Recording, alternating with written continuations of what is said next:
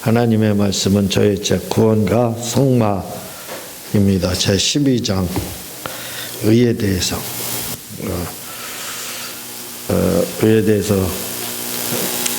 나가고 있는데 페이지 수로 131페이지예요. 뜻에 대해서죠. 그러니까 뜻에는 두 가지가 있다고 말씀을 드렸죠. 하나는 예수님을 향한 하나님의 뜻, 그리고 사람을 향한 하나님의 뜻. 거기에는 목적의 의미로 뜻과 계획의 의미로 경륜과 섭리의 의미로다. 또 하나님의 뜻이 이렇게 사람을 향한 것은 이 세 가지가 있다. 이렇게 말씀을 드렸습니다. 예수님을 향한 것은 죽기 위해서 오셨다. 한마디로. 그래서 죽음으로써 보좌에 앉기 위해서 죽어야만 보좌에 앉기 때문에, 그리고 마귀의 일을 멸하시고 우리를 구원하시고 또 성령을 보내주시기 위해서 우리 주님께서 오셨다. 이렇게 말씀을 드렸습니다. 그리고 사람을 향한 뜻에는 이 뜻 목적, 뜻이라는 것은 목적, 끝, 법이다. 이렇게 말씀을 드렸고, 그 다음 경륜은 하나님의 계획, 영원한 계획을 말씀을 드렸고, 큰 프로젝트, 작은 프로젝트, 그 계획에는 큰 프로젝트가 있고 작은 프로젝트가 있는데, 큰 건 바로 경륜, 작은 건 섭리. 이렇게 먼저 말씀을 다 드렸습니다. 131페이지 경륜의 밑에 보면 경륜을 말씀드렸듯이 이 부분 읽겠습니다. 시작. 맨 밑에 경륜을 말씀드렸듯이. 경륜은 말씀드렸듯이 이미 정해져 있는 원칙입니다. 이것은 우리와 관계없이 일이 진행되는 것입니다. 네, 경륜이라는 것은 우리가 하나님과 합력해서 선을 이룰 부분이 아니라 이거죠. 일방통행이에요. 하나님께서 일방통행. 이건 그냥 정해져 있습니다. 그냥 이건 원리와 같다 이거죠. 원칙이다 이거죠. 원칙과 같다. 정해져 있다 이거예요. 이미 우리가 이걸 금식한다고 해서 또 우리가 기도한다고 해서 우리가 때를 쓴다고 해서 이 하나님의 경륜이 돌이켜지는 건 아니라 이거죠. 섭리는 그렇게 하면 돌이킬 수 있지만 경륜은 아무리 우리 때 쓴다고 해서 되지 않는다겠죠. 왜? 시작과 끝, 알파 오메가, 시작이 있으면 끝. 뭐 예수님이 이 땅에 오셔서 죽게 하시는 거, 이런 부분들은 잘 정해져 있다. 우리 인류의 구원, 이런 부분들 다 경륜에 들어가 있는 거기 때문에 우리가 때를 쓰고 안 쓰고 이런 거의 차원이 다르다. 그 말씀을 드렸습니다. 계속 읽겠습니다. 이는 바로 하나님의 말씀이 경륜인 것입니다.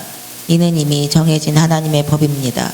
우리가 성경을 다른 말로 표현하면 바로 경륜이라 하는 것입니다. 다시 말해 이는 이미 정해져 있는 법이며 원리이며 원칙입니다. 네, 정해져 있다 이거죠. 계획 가운데 큰 프로젝트 딱 정해놓고 그걸 이제 이루기로 작정하신 걸 작정론, 그렇게 이야기하는 겁니다. 계속 읽겠습니다. 그러므로 이 원리에서 벗어나면 혼자 낙오가 되고 실패하고 마는 것입니다. 네, 경륜에서 벗어나면 자기 혼자 손해보는 겁니다. 하나님의 경륜 속에 누구든지 예수님을 주님으로 영접하면 구원을 받는다 했으면 그게 경륜이다 이거죠. 그러면 안 믿으면 자기가 손한 거예요. 정해져 있다 이거죠. 혼자 낙오되는 겁니다. 유기된다 이거죠. 영혼이요. 주님을 사랑하면 영혼이 잘 되고 범사가 잘 되고 강건해진다. 경륜 가운데 정해져 있다 이거죠. 그럼 그대로 하면 영혼이 잘 되고 범사가 잘 되고 강건해지는데, 안 하면 안 된다. 불통이 된다 이 말입니다. 계속 읽겠습니다. 이는 이미 정해져 있는 것입니다. 우리가 수학 문제를 풀기 위해서는 반드시 공식이 필요하듯이 경륜은 마치 그렇게 이미 정해져 있습니다. 네, 수학 문제를 푸는데 공식이 정해져 있잖아요. 그거 원리입니다. 그냥 그래서 그대로 풀어야만 정답이 나오지. 물론 또 특이한 방법으로 이렇게 수를 계산하는 경우가 또 인도에서는 있어요. 인도 수학은 우리가 알고 있는 수학과는 좀 다르지만, 그러나 기본적인 구구단위나 이런 건 기본적인 건 정해져 있어요. 거기서 벗어나지 않습니다. 푸는 방식은 틀려도 기본 원칙은 있다 이거죠. 그게 맞죠. 그런 것처럼 경륜이라 이거죠. 그게요. 계속 읽겠습니다. 우리가 수학 문제를 푸는데 나는 공식이 싫고 마음에 맞지 않는다고 공식을 무시하고 자기 생각대로 푼다면 결과는 확실합니다. 틀림없이 답이 틀릴 것입니다. 예, 자기가 좋아하거나 좋아하지 않는 그 차원에서 수학 공식 나는 안 좋아하니까 내 마음대로 한다. 독불장군처럼 그렇게 한다. 틀림없이 잘못된다 이거죠. 오답이 나온다 이겁니다. 정답이 나오지 않고. 계속 읽겠습니다. 이와 같이 경륜은 이미 정해져 있습니다. 그래서 내가 싫다고 부인하면 손해보는 것은 바로 나인 것입니다. 예, 경륜은 이렇게 정해져 있기 때문에 거기서 벗어나는 것은 결국은 나만 손해본다 이거죠. 나만 손해보게 되어 있다 이거죠. 하나님 손해보는 거 하나도 없다 이겁니다. 계속 읽겠습니다. 이는 마치 예수가 싫어 예수 믿지 않으면 그는 어쩔 수 없이 지옥에 빠지는 것과 같이 말입니다. 예, 예수 안 믿으면 뭐 본인이 잘못되는 거지 하나님이 잘못되는 건 아니잖아요. 그러니까 이 경륜은 정해져 있기 때문에 자기가 거기에 무조건 순종입니다. 이건 복종이 싫으면 순종이 싫으면 복종이라도 해서라도 해야 되는 거예요. 그래야 잘못되지 않고 손해보지 않는다 이거죠. 계속 읽겠습니다. 왜냐하면 경륜은 이미 정해져 있기 때문입니다. 성경 말씀이 바로 경륜입니다. 네, 바로 성경 말씀이 경륜의 말씀이다. 그대로 하면 된다 이거죠. 그건 우리가 기도한다고 해서 성경 말씀을 변화시킬 수 있느냐 아니라 이거죠. 경륜은 일방통행입니다. 기도한다고 해서 성경 말씀을 주님이 취소시키고 그렇게 할 수는 없다 이거죠. 이미 정해져 있다. 그래서 경륜은 성경 말씀이다. 계속 읽겠습니다. 다시 말해 성경 말씀은 공식이며 원리이며 원칙입니다.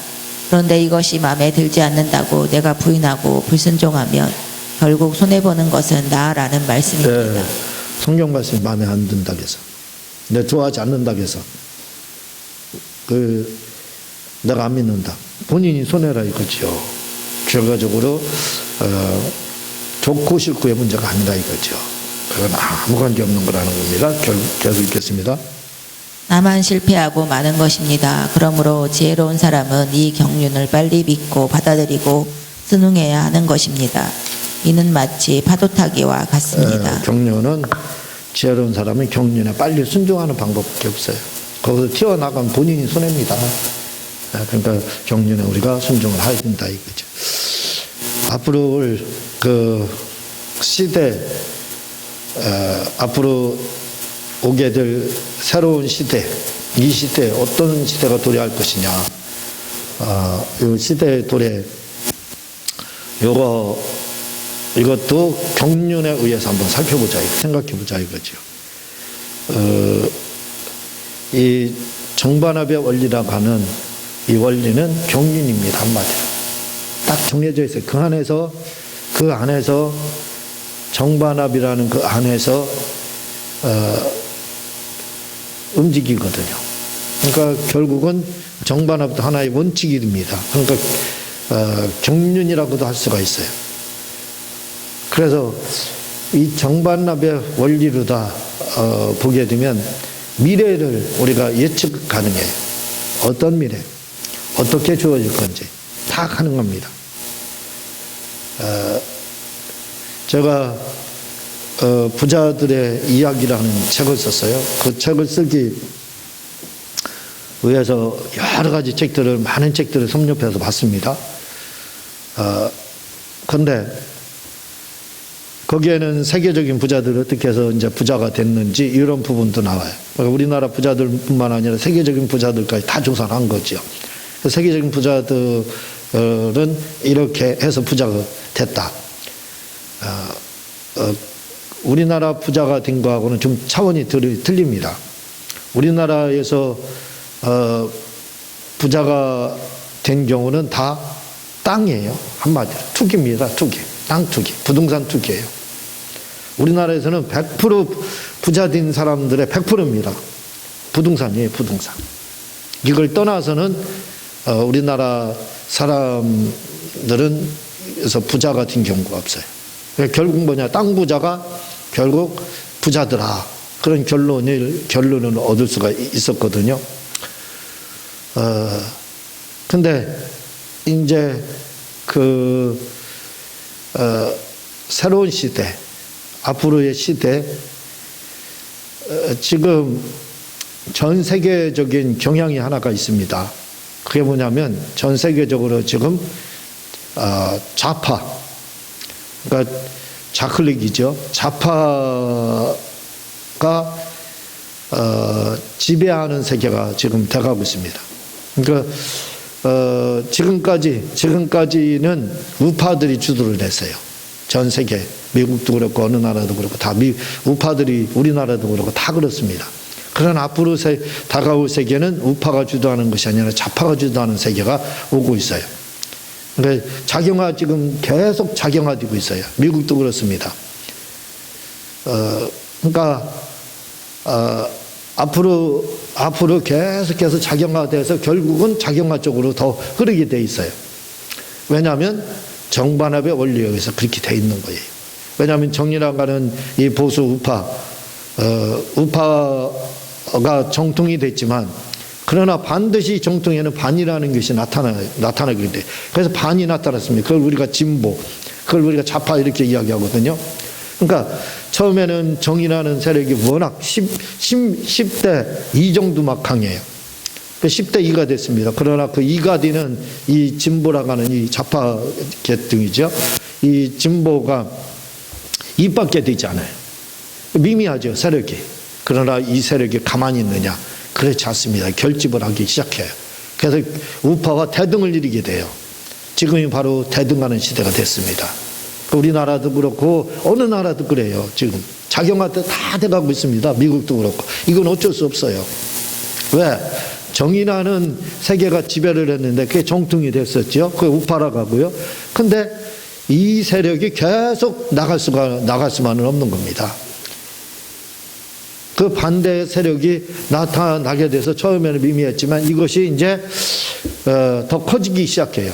그래서 지금은 우리나라도 그렇고 세계적으로도 그렇고 좌파들이 지배하는 경우가 많아요. 좌파 대통령 뭐 이런 경우들.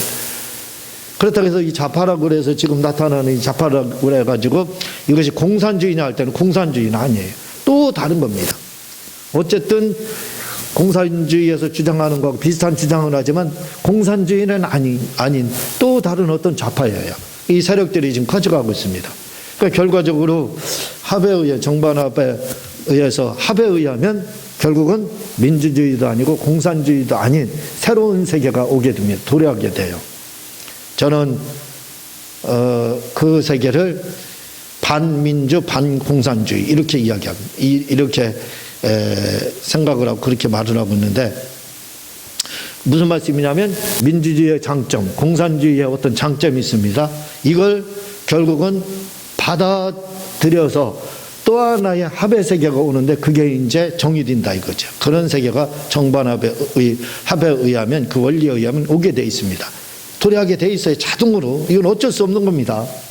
제가 여러 번 설명을 드렸지만 이주시대 그런 세대에서 반대로 민주주의 세력이 김옥균의 그 3.1천하, 지금 그 김옥균이 주장한 세계가 지금 우리가 살고 있는 세계잖아요. 그 미미한 3.1천하밖에 못했던 그 세계였는데 결국은 그것이 그 3.1밖에 지배하지 못한 그 끝났던 그 세력인데 지금 이렇게 그걸 누리고 있잖아요. 이게 계속 가느냐? 그렇지 않다 이겁니다. 이게 다시 새로운 세계가 할 수밖에 없는 거예요. 지금 그때가 우리에게 지금 도래하고 있다 이거죠.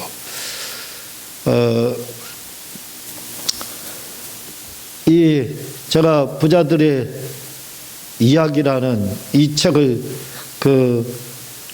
쓰면서 말씀을 드렸지만, 우리나라가 부자가 되는 경우는 무조건 100%였습니다. 그건 뭐냐면 부동산 투기밖에 없었어요. 그때는 30년 전만 하더라도 30년만 전만 하더라도요, IMF 전이지, IMF 전만 해도 금리가 10%였습니다. 근데 지금 0.5%거든요. 예를 다시 말씀드립니다. 1억을 은행에다 넣으면 이자가 1,000만 원이었다 이렇게 보면 되는 거예요. 돈을 1억을 빌려가면 1,000만 원 이자를 냈다 이렇게 생각해야 되거든요. 근데 지금은 1억에 50만 원입니다. 0.5%. 그러니까 예전에는 돈을 수입이 좋기 때문에 은행에 갔어요. 돈 있는 사람들이 부동산 투기 안 했습니다. 은행 금리가 셌기 때문에 은행에도 돈 있는 사람들은 넣어놓고 이자 먹고 살았어요. 그런 시대가 있었습니다. 아시겠지만. 예? 그러다가 IMF 맞으면서 금리가 내려가기 시작해서 지금 0%가 되니까 어떻게 되냐. 돈이 은행으로 가지 않는 거예요. 투자처럼, 다른 투자처럼 막 찾아서 나가는 겁니다. 그게 부동산이었죠. 그래서 부동산이 막 끊임없이 이렇게 상승을 하게 되는데, 지금 이제는 이 부동산 수많은 대책들이 24번인가 5번인가 7번인가 나왔대요. 문재인 정권 이때 나왔는데 하나도 해결하지 못합니다. 왠줄 아세요? 이 부동산을 잡기 위해서는 금리를 올리는 방법밖에 없어요. 다시 10%로. 그럼 어떻게 되느냐? 1억 빌려간 사람이 1,000만 원 이자를 내야 돼요. 원금 거기다 포함시켜봐요. 감당 못합니다. 그럼 어떻게 돼요?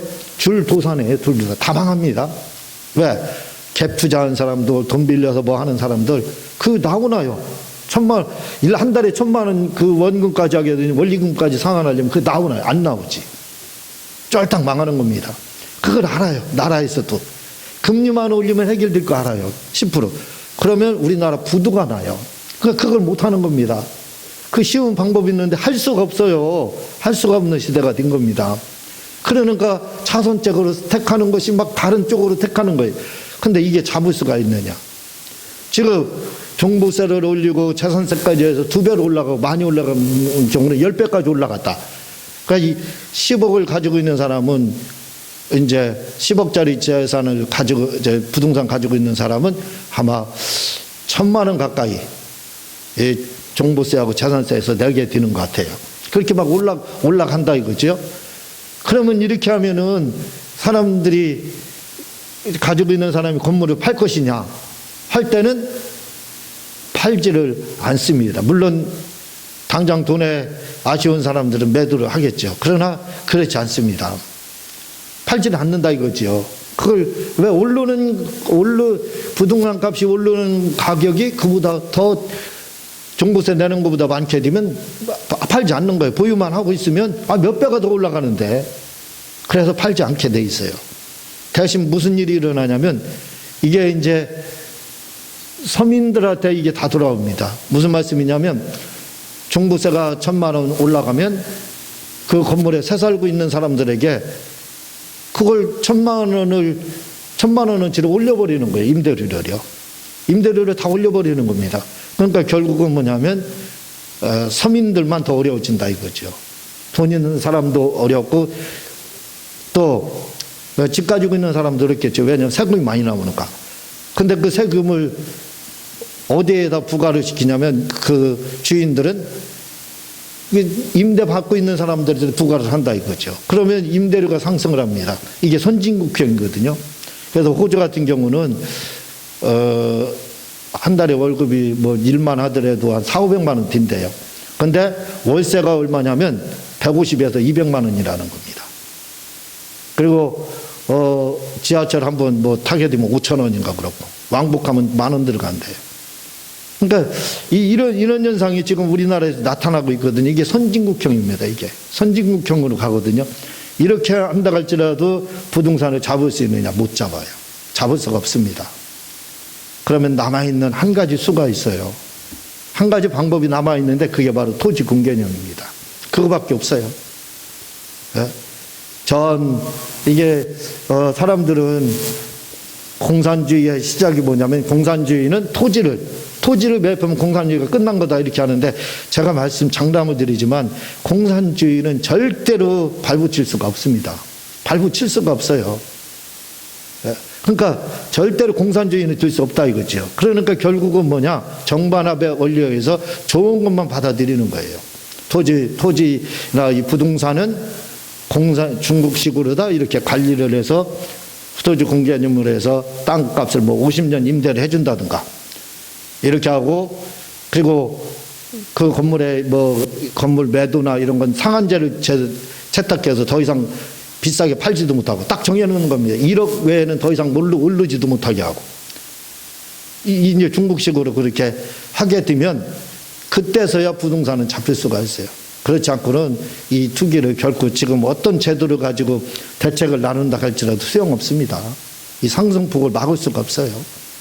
예? 왜? 정반합의 원리에 의하면 그렇게 돼 있어요. 그래서 정반합의 원리에 의해서 앞으로 도래할 세계는 말씀을 드렸지만 반민주주의야. 민주주의는 그대로 살아있어요. 아무리 좌파가 지배한다 할지라도, 그런다 할지라도, 진보가 계속 지배한다 할지라도 그들 자체도 공산주의로 가지 않습니다. 가지 않고 그냥 좌파는 좌파지만 그러나 민주주의라 이거죠. 거기서 공산주의의 어떤 좋은 점, 이 토지 공개념이나 이것만 해결하면 되거든요. 그것만 받아들이고 나머지는 자유민주주의 경제, 시장 경제 다 받아들이면 되는 겁니다. 문제될 게 하나도 없어요. 그러면 그때서야 이제 서민들도 어깨 펴고 별 집 걱정하지 않고 살 수 있는 그런 시대가 오게 된다 이거죠. 그러니까 새로운 시대, 앞으로 도래할 시대는 이 지금 전 세계가 지금 작용화되고 있거든요. 그러나 작용화된다고 해서 우리가 걱정할 것은 아닙니다. 왜냐하면 공산주의는 되지 않기 때문에 그렇다 이거죠. 민주주의지만 약간의 공산주의의 그런 장점들만 받아들일 뿐이지 공산주의는 절대로 되지 않는 그러한, 그러니까 90% 민주주의에 한 10% 공산주의가 되는 거예요. 여러분이 우리나라가 지금 자유민주주의지만 공산주의 제도를 사용하고 있습니다. 그걸 아무도 몰라요. 우리가 자유민주주의 이것만 하고 있으니까 그렇지 관심이 없는데 용어를 바꿔버렸어요. 우리 지금 공산주의를 채택하고 있습니다. 이미 이걸 조금 더 확대하면 되는 거예요. 어느 나라든지 미국도 지금 공산주의를 채택하고 있어요. 우리나라도 그렇고 어느 나라도 이거 모르죠. 다음도. 그게 뭔 줄 아세요? 사회복지입니다. 지금 사회복지가 얼마나 커지고 있어요. 이게 뭐예요? 공산주의잖아요. 어려운 사람들 세금 받아가지고, 잘 사람들은 세금 받아가지고 그거 무료로 다 기초생활수급자 뭐 해가지고 다 무료로 제공하고 있잖아요. 어르신들은 노령연금 다 나오고 있잖아요. 이게 뭐예요? 공산주의지. 그러니까 우리가 공산주의에 대해서 잘 모르고 있는데, 잘 모르고 지금 우리 어느 민주주의라고 할지라도 지금 공산주의를 채택하고 있어요. 하고 있어. 그걸 용어를 사회복지로 바꾼 겁니다. 공산주의라 하지 않고. 이렇게 좋은 점, 공산주의의 좋은 점은 이렇게 용어를 바꿔서 하면 되는 거예요. 마찬가지로 토지에 대한 것도 이러한 부동산 대책도 다른 대책 없습니다. 금리 올리는 방법밖에 대책이 없는데 금리를 올릴 수가 없어요. 나라 망하니까. 나라가 부도납니다. 그걸 할 수가 없으니까 자선책으로 어쩔 수 없이 앞으로 택할 수 있는 것, 그 하나밖에 남지 않았어요. 앞으로 그걸 채택하는데 많은 고비는 있겠지만 반드시 아마 그렇게 돼야만 이 부동산 대책을 또 부동산을 잡을 수가 있습니다. 이런 것들이 뭐냐? 이런 것들이 이런 미래도 이렇게 뭘로 다 예측을 할 수 있느냐? 우리가 이 정반합이라고 하는 이 원리. 자, 지금 경륜에 대해서 우리가 이렇게 나가고 있는데 이런 것도 하나의 원리라 이거죠. 그 경륜이라는 것이. 그런 것처럼 이 부동산, 이 정반합도 원리이기 때문에 여기에다 넣어서 미래를 예측해보면 어떤 것이 나올지를 우리가 알 수 있게 된다 이거죠. 다음 시간에 계속해서 경륜에 대해서 나가도록 하겠습니다. 기도하고 주님 가르친 기도를 마치겠습니다. 하나님 아버지,